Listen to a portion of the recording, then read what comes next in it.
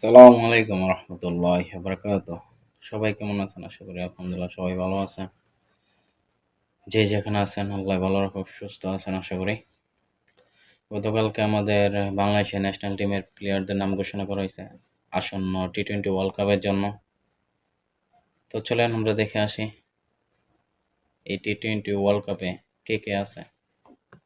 Let's see. Bangladesh জাতীয় cricket দলের নাম ঘোষণা করছি, যে দলটি টি-20 বিশ্বকাপে অংশগ্রহণ করতে যাচ্ছে।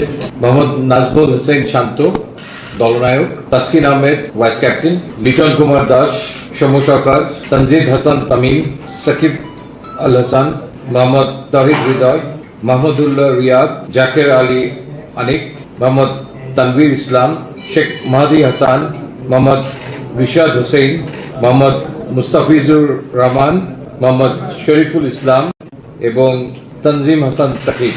এই দলটির সঙ্গে ট্রাভেলিং রিজার্ভ হিসেবে দুজন খেলোয়াড় যাচ্ছেন।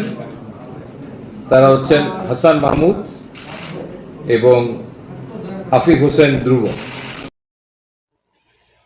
তো সম্মানিত দর্শক, আপনারা দেখলেন টি-20 স্কোয়াড দেওয়া হয়েছে বাংলাদেশ টিমের। এখানে আমার একান্ত মতামত হইতেছে লিটন কুমার দাসের পরিবর্তে পারভেজ হোসেন ইমন ছিল, আফিফ হোসেন ধ্রুব ছিল, ওদেরকে ট্রাই করা যেত। যাই হোক, 2024 টি-20 ওয়ার্ল্ড কাপের জন্য দল ঘোষণা করা হয়েছে। ন্যাশনাল টিমের সবার জন্য শুভকামনা রইল। দিন শেষে তারা রিপ্রেজেন্ট করবো বাংলাদেশের পতাকাকে, বাংলাদেশকে।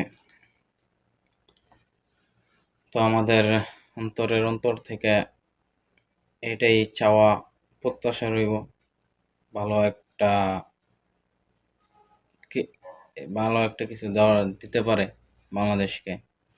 দিন শেষে জয় পরাজয়, বাংলাদেশের সুনাম এই টিমটাই নিয়ে আসবো।